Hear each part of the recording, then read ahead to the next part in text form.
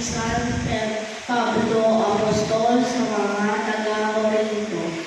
Ang tinanggap ko sa Panginoon, ang ibinigay ko naman sa inyo, na ang Panginoong Jesus ng gabing siya'y ipinagkalulog ay lumambot ng tinapay at aking katawan na pinagputol dahil sa inyo.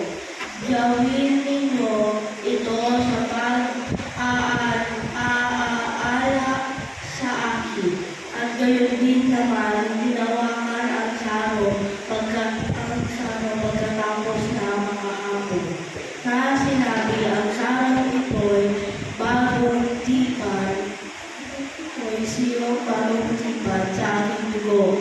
Gawin ninyo ito, kayo'y magsisiino sa pag-aala-ala sa akin.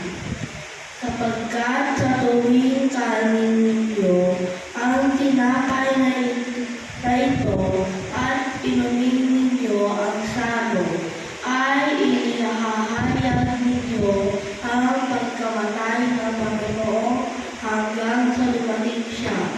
Kaya't ang sino man kumain ng tinapay o uminom sa salo ng Panginoon na di nararapat ay magkakasala sa katawan at dugo ng Panginoon.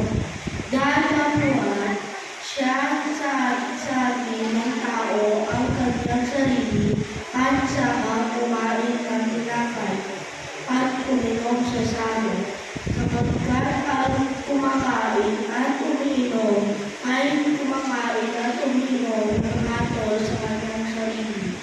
Kung hindi niya kinikilala ang katawan ng Panginoon, ang salita ng Diyos.